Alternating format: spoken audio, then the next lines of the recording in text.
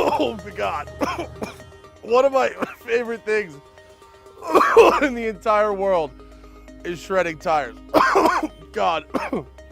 That's why we've come to the Bondurant School of High Performance Driving, Chandler, Arizona, to shred some tires that Hankook has so generously provided us. And if we're going to shred tires here today, we need a proper tire shredding machine. And for that, I have enlisted the help of a friend of mine. His name is Corey, and he drives Formula Drift. And he should be bringing his car into the frame right now.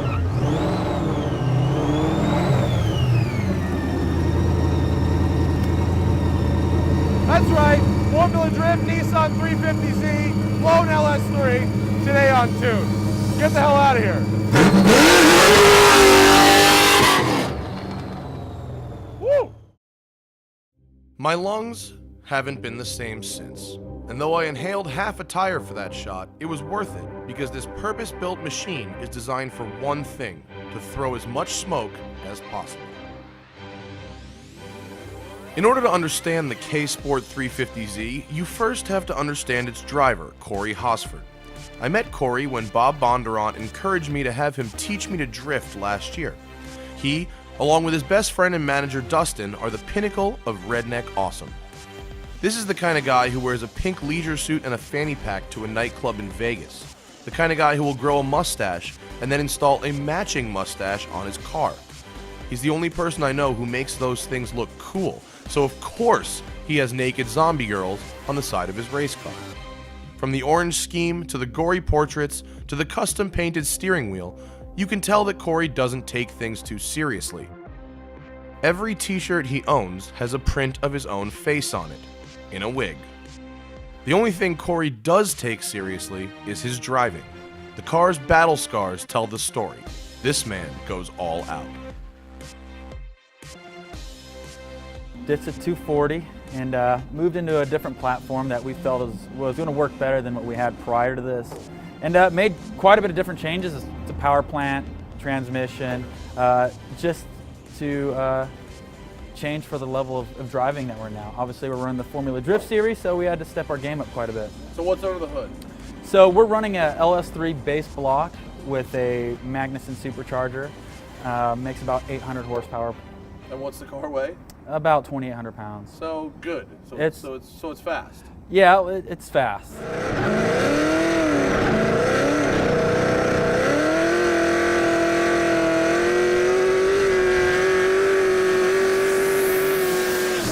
You've got dual calipers in the rear, right? Yeah, we're running a separate brake system for the hydraulic handbrake. Yeah. Just so there's no interference with the foot brake and the hydraulic handbrake if they're running on a single system. K-Sport slide control coilovers all the way around the car with, we have a couple different spring rates we run depending on which track we're going to. It is a fully built race car, and you'll get every squeak and crack and brake sound and as you would in any other race car. It is built for one reason, and that is for competition. Yeah. Before I attempt to do this, and hopefully don't break your car, I think I need you to show me what it looks like when it's done properly. We could do that. Put your front seat and yeah, see what she does. Let's go drift. Let's do it. Oh, send me the nuts. Before we hit the track, I got a little bit of warm up on the skid pad, far away from hard things and soft people.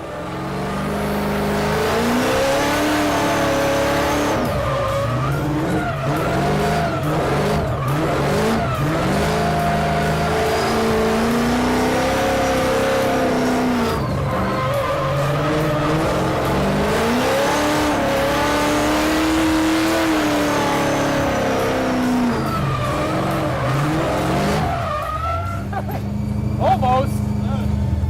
Like, see how the angle works? Like, it feels like the car snaps. Yeah, when you get more angle, it snaps for you. Last one. What makes a drift car as opposed to just a regular track car? Well, suspension setup is a big part of this. We run quite a bit of a reverse rake in the car to get a lot more rear grip. Okay. And a lot of people think drift car, you want to set it up loose, but this thing is set up extremely tight. And the reason you do that is when you're sliding at angle, you want to be able to get forward momentum. Yeah. If you don't have that setup, you're just going to be sitting there smoking your tires, not going anywhere. So we set the suspension up purposely to get grip add angle. So we add a lot of reverse rake and also the steering geometry. You know, we have a Part Shop Max steering angle kit that'll let us go about 56, 57 degrees of steering angle when you're at full lock. And that's At that point, it feels like you're almost going backwards, doesn't it? Oh yeah, if you really wanted to, you can huck this thing in or backwards. You know, and that's a big part of it, is you got to get that style points, but have, you know, the Ackerman and the angle to work together so you don't run out of room. After a year of attempting to drift street cars, I finally got to learn what a proper drift car with a hydraulic handbrake can do. A street car is front-wheel drive compared to this.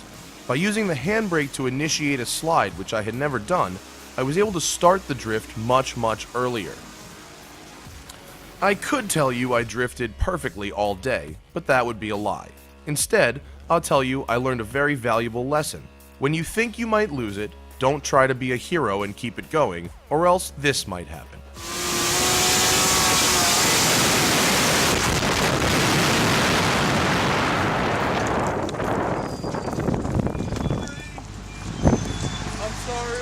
I went through 3 sets of tires during the day, and one scary spin aside, I honestly feel I've had an experience unlike any other. Compared to this purpose-built machine, drifting a street car is like trying to row a boat across a baseball field. The handbrake, the instantaneous torque, the steering angle all make you able to do things with the car that just aren't possible in a street car, and the accompanying soundtrack is intoxicating.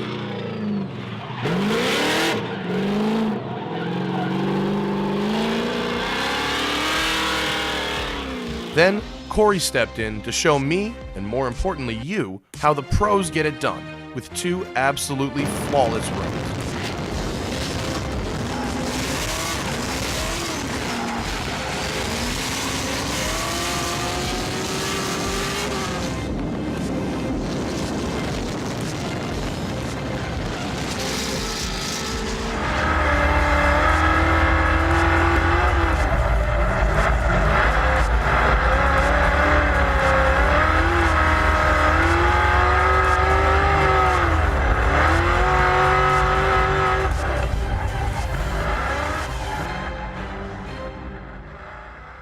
I say this often and I'll say it again. Drifting is like golf. It takes simultaneously both a heavy hand and a light touch.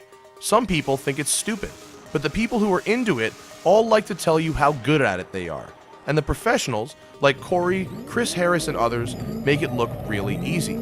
But the truth is that drifting consistently, like shooting a good score in golf, can be very difficult, even for a good driver.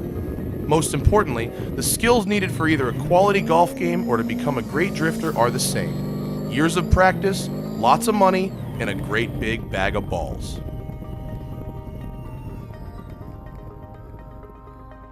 I